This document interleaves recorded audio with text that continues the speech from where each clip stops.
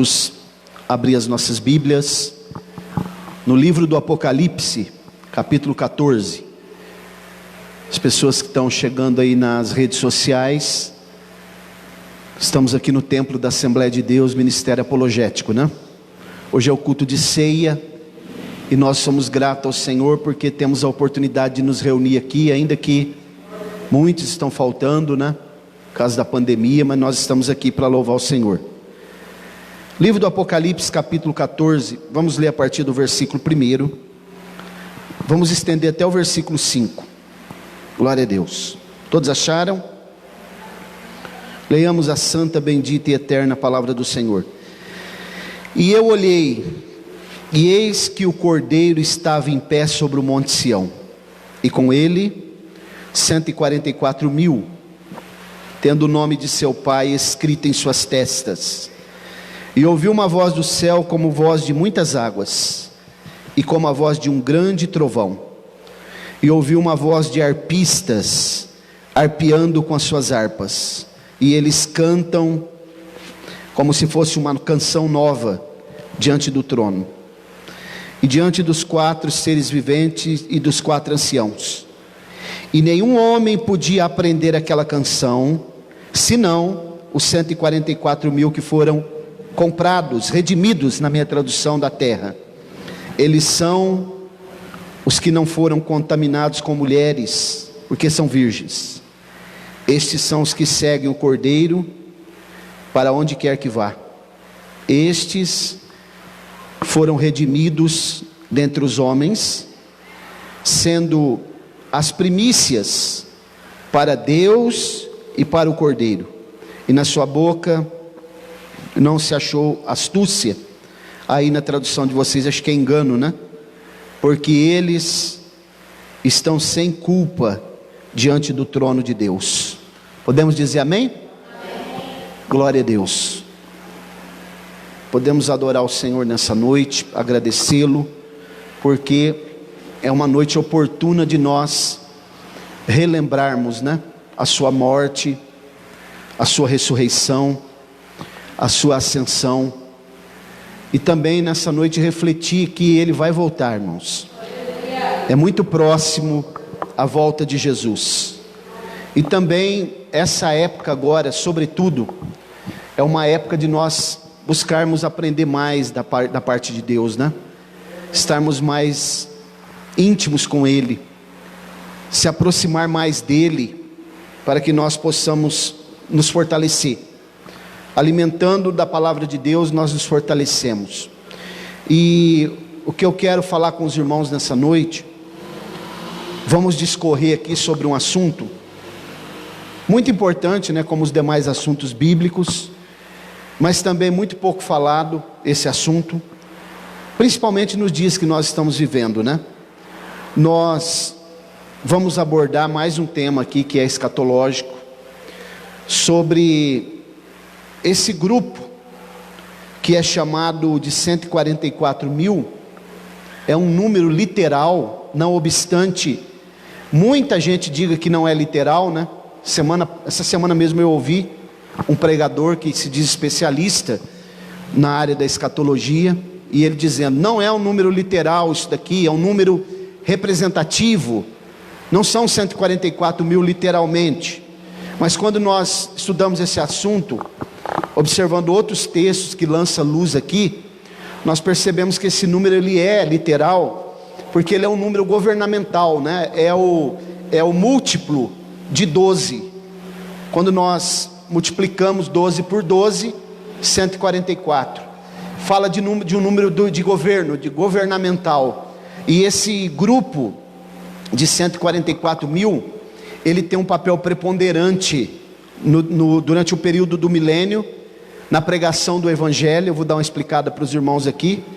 E esse grupo também ele é chamado de primícias. Nós vamos entender o que é isso. Por que eles são chamados de primícias? Primícias não significa apenas primeiros, também significa, mas está relacionado com uma proporcionalidade, uma proporção de 1%. Quando nós olhamos para a Bíblia e nós percebemos a palavra dízimo, nós sabemos que é decimare, 10. Quando nós olhamos para a palavra primícia, os irmãos têm a ideia de 1%, porque o objetivo desse grupo de 144 mil, que são judeus, é que Deus está tirando o DNA da nação de Israel. O que é o DNA? Para que haja uma nação, uma raça perfeita, né? Uma raça pura. Eu vou explicar algumas coisas aqui para os irmãos. E o plano de Deus, né? Aqui traça o plano de Deus, o desfecho final de Deus para com o seu povo em vários aspectos. Por exemplo, esse grupo aparece pela primeira vez na narrativa bíblica no capítulo 7 de Apocalipse. É o mesmo grupo. Já vi comentaristas colocando como dois grupos, mas na verdade é um grupo só. Entretanto, aqui no capítulo 14, esse grupo já está redimido. No capítulo 7, ele está sendo ainda selado, marcado, né? Como alguém separado por Deus. Esse selo nas suas testas representa alguém especial que está sendo separado para desempenhar algum tipo de missão. Logo eles serão guardados da fúria do anticristo.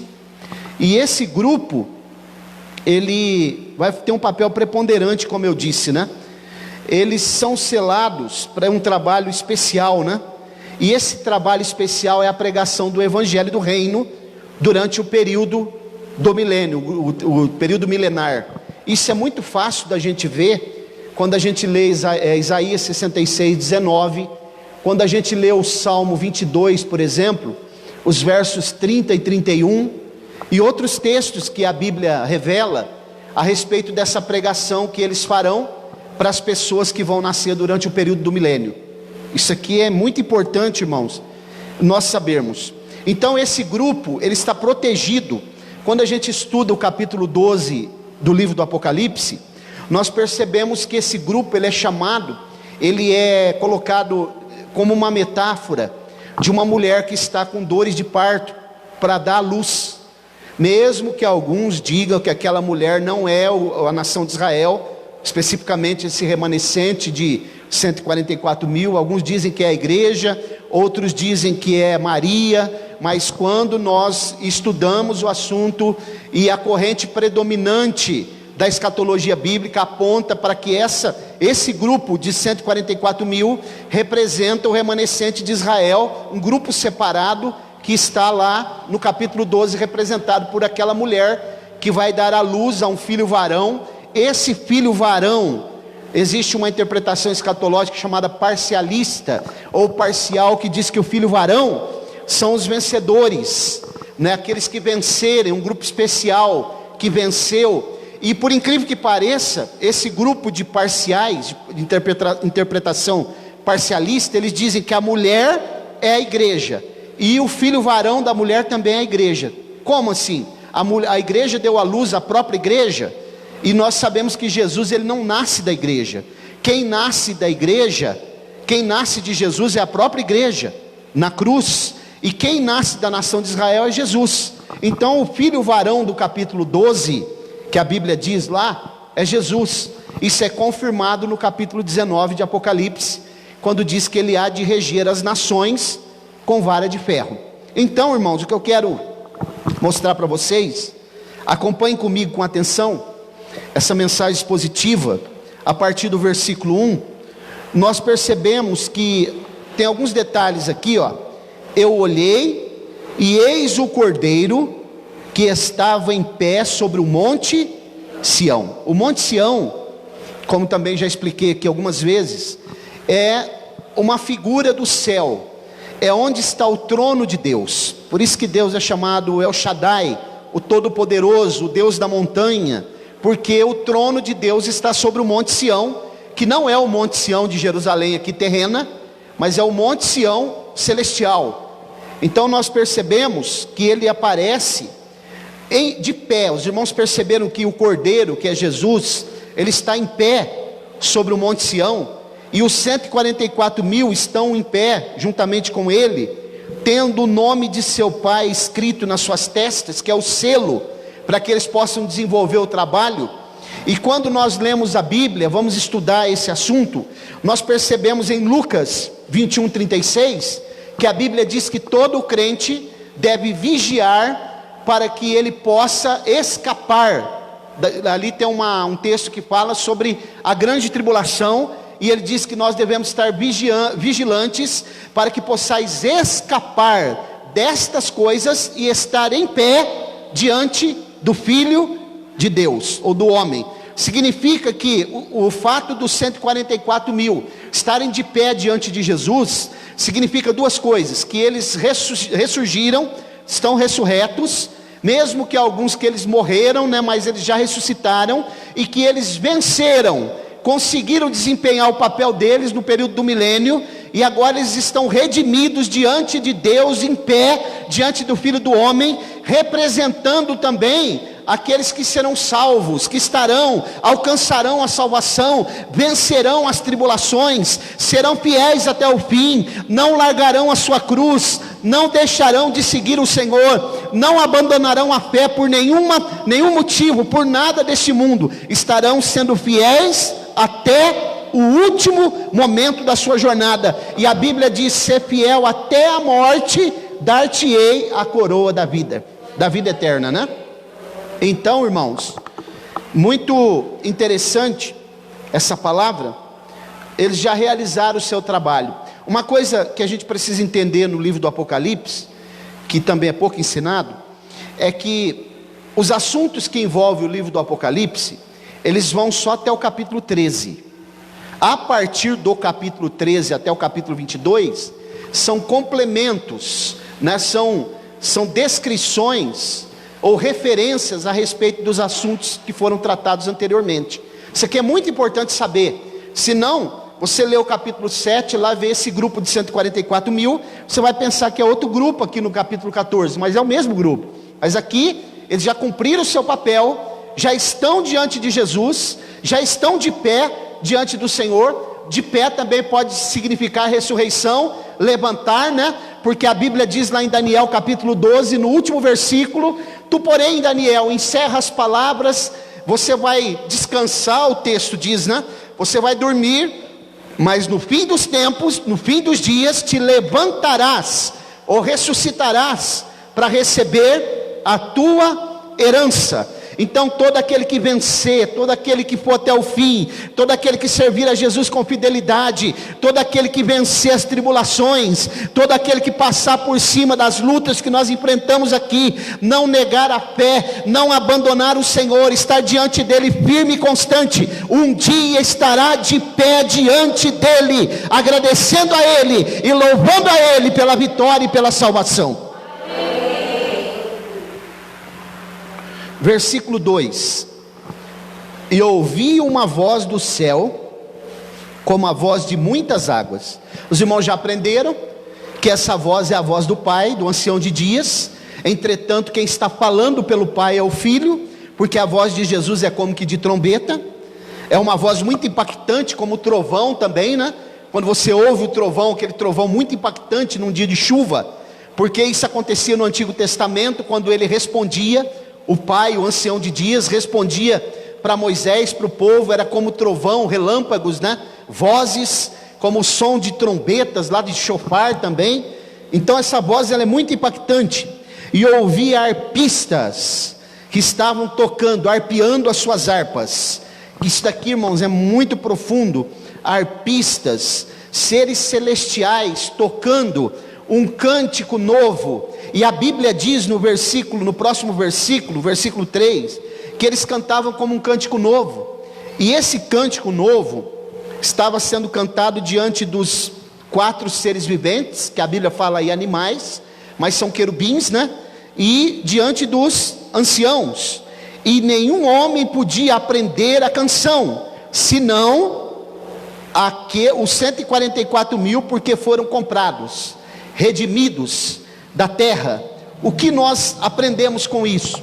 Que provavelmente a canção que eles estão cantando não é qualquer canção, é uma canção é um hino que está relacionado com a experiência que eles tiveram durante a execução daquela missão que eles tiveram para fazer no período do milênio, pregando o evangelho do reino, porque só eles aprenderam. É algo relacionado com eles, algo relacionado com o que eles fizeram, é algo relacionado com o papel que eles desenvolveram.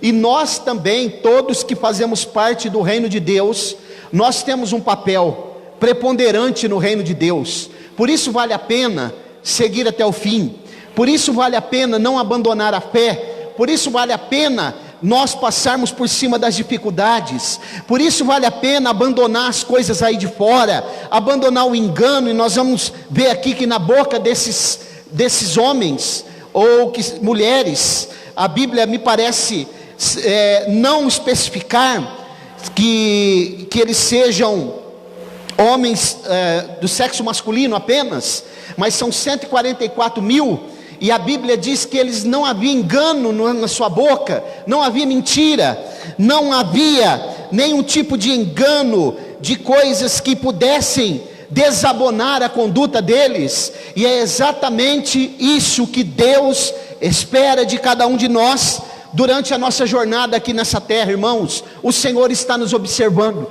assim como Satanás está nos observando ao nosso derredor, tentando pegar alguma fraqueza nossa para poder nos derrotar, para poder nos jogar por terra. O Senhor também nos observa aquilo que nós falamos, a nossa conduta, o nosso senso de juízo, como nós agimos nas situações, de que maneira nós nos comportamos quando temos que resolver alguma coisa. E a Bíblia diz, irmãos, que eles estavam cantando um hino que só eles puderam saber, aprender. E quando a Bíblia diz que eles foram comprados, redimidos da terra, significa que eles são pessoas. Também há uma corrente que ensina que eles seriam seres celestiais, mas isso não é possível, porque a Bíblia diz que eles foram comprados da terra, o que significa que eles viveram aqui na terra, eles estiveram aqui na terra, eles desempenharam o papel aqui na terra. E esses 144 mil, ao contrário do que diz os TJ, não são apenas eles que vão para o céu, não são apenas eles que têm um papel preponderante, embora o trabalho deles é especial, mas são só eles que vão habitar lá no céu, e o restante fica aqui na terra, né, plantando uva e plantando figueira. Todo salvo, todo aquele que for fiel, todo aquele que vencer, que for até o fim, que não se afastar do Senhor, vai ter o direito de entrar na cidade celestial, estar com o Senhor, próximo a Ele, habitando com Ele, de pé diante do monte Sião, diante do trono de Deus. Mas para chegar lá, irmãos, nós precisamos vencer as tribulações aqui dessa terra. Para chegar lá nós precisamos ir até o fim. A nossa vitória não está no meio e nem no começo da jornada, está lá no final, lá no último minuto, no desfecho, no epílogo da nossa caminhada. No fim do caminho, nós encontraremos uma pátria feliz, poderemos entrar num país feliz, aonde nós não teremos mais nenhum tipo de sofrimento. Acompanhe comigo, olha o versículo, e o interessante aqui, nesse texto, que ele diz assim, versículo 3, eles cantam como se fosse uma nova canção diante do trono, diante dos 4 animais e dos anciãos, e nenhum homem podia aprender aquela canção, senão os 144 mil que foram comprados da terra. Verso 4, estes são os que não foram contaminados com mulheres, porque são virgens. O que significa isso daqui? Significa que este grupo não se envolveu com falsas religiões, não se contaminou com heresias, com falsas religiões. Eles seguiram o ensinamento de Jesus Cristo até o fim. Como a irmã Eliane já falou aqui, ficaram naquilo que eles aprenderam. Irmãos, nunca abra mão daquilo que você aprendeu na palavra de Deus. Nunca deixe alguém te convencer ao contrário daquilo que você aprende na palavra de Deus. Mas eu penso assim, fulano pensa assim, tem o outro que pensa. O que é que a palavra de Deus ensina? O que a Bíblia diz? A nossa referência, o nosso paradigma, a nossa carta magna é a palavra de Deus. A nossa fé, a nossa esperança está fundamentada aqui. o nosso renovo está fundamentado aqui na palavra de Deus, e toda a direção que nós tomamos tem que estar embasada aqui na palavra de Deus. Você sabe por quê? Que a Bíblia diz que a palavra de Deus, no Salmo 119, ela é lâmpada, luz lâmpada para os pés e luz para o caminho. Porque, irmãos, não está dizendo que a palavra de Deus é um farol que vai iluminar lá adiante. Você já andou na estrada à noite, quando você liga o farol do carro, farol alto, você vai ver lá na frente. A palavra de Deus não é assim. A lâmpada para os pés, a ideia que o salmista está tendo, é daquelas lamparinas que era de barro assim, uma lamparina de barro, tinha um pavio e se colocava azeite, e quando eles andavam pelo caminho durante a noite, eles colocavam embaixo, iluminar o pé, para ver onde eles estavam pisando.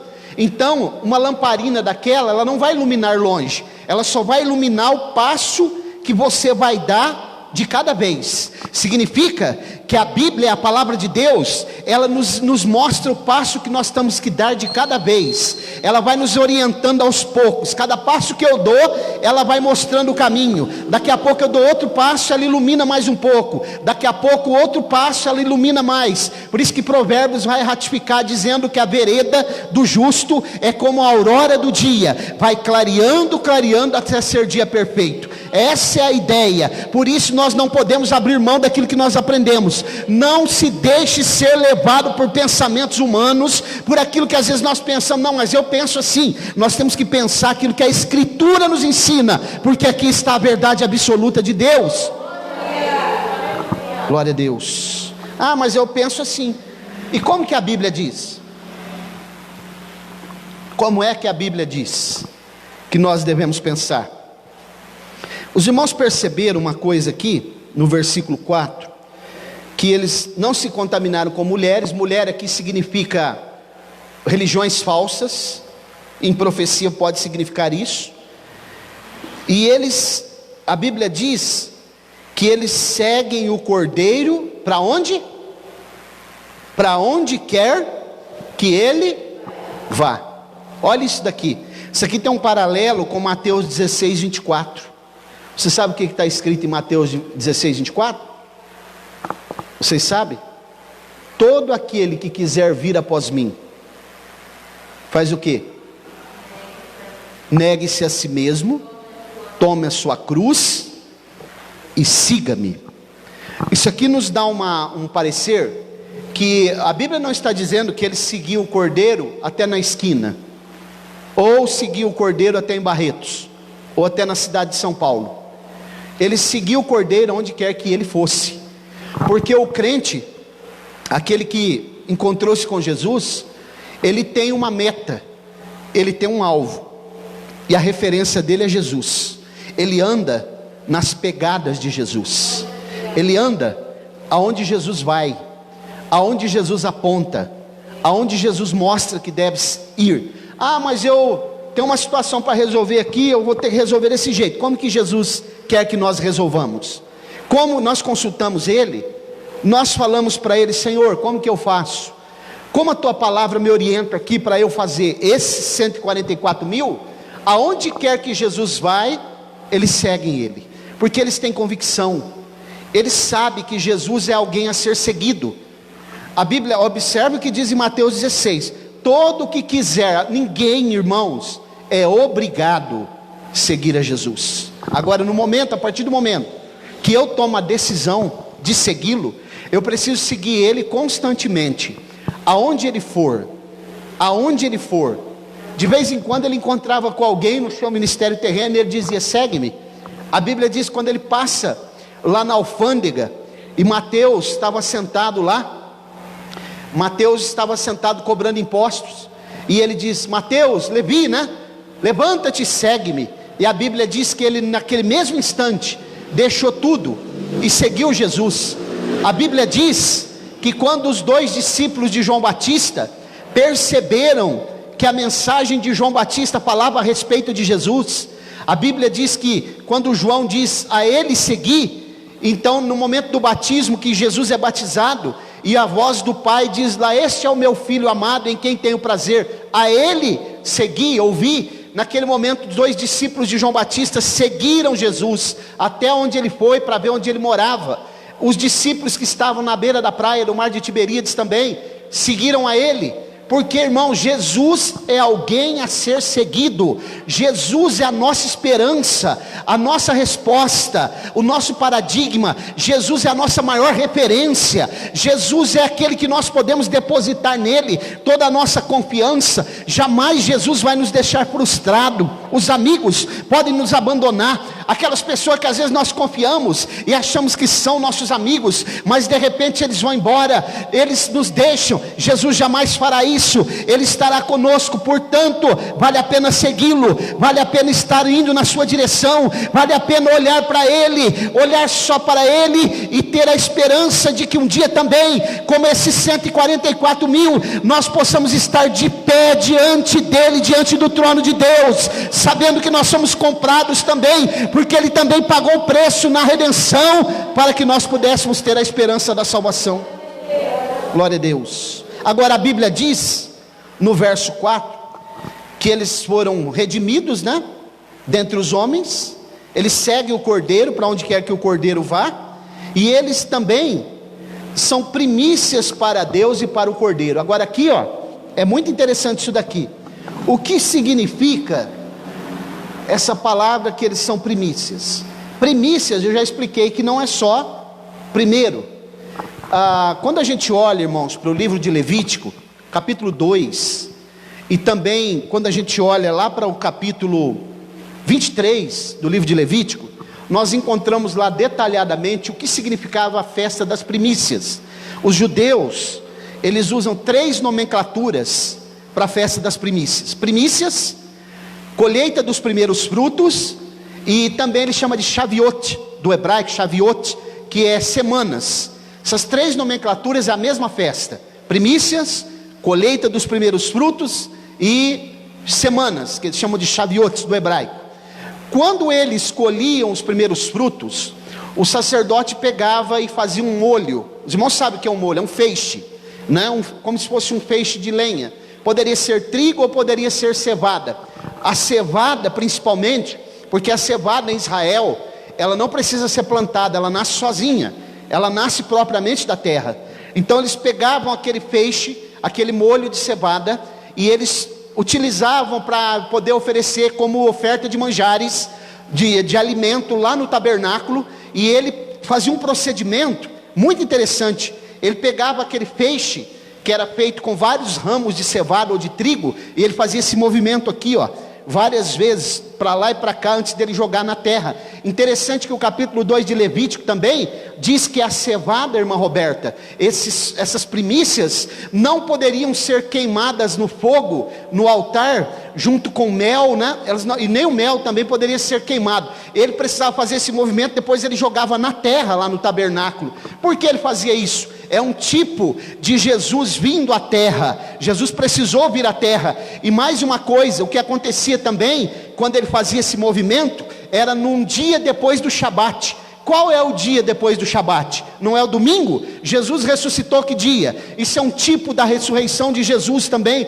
Depois leiam Levítico capítulo 2 e Levítico capítulo 23. Isso é muito interessante, porque para eles primícia, para o judeu, está relacionado com ressurreição. E o que quer dizer isso, pastor Mauro? Eles são chamados primícias, porque está relacionado com a questão das ressurreições. Isso é ratificado pelo apóstolo Paulo, lá em 1 Coríntios, no capítulo 15, o versículo 23, quando ele diz que Jesus, existe uma ordem na ressurreição: Jesus, as primícias, e depois aqueles que são de Cristo. E quando nós olhamos para o capítulo 27, do evangelho que escreveu Mateus, no versículo 52 e 53, nós vemos que a Bíblia narra que no dia que Jesus morreu, na ressurreição de Jesus, a Bíblia diz que Jesus já havia ressuscitado. Depois da ressurreição de Jesus, Mateus 27, 52 e 53, muitos corpos de santos que dormiam no pó da terra, também foram ressuscitados, depois da ressurreição dele, e entraram na cidade santa, e foram vistos por muitos. Quem são estes?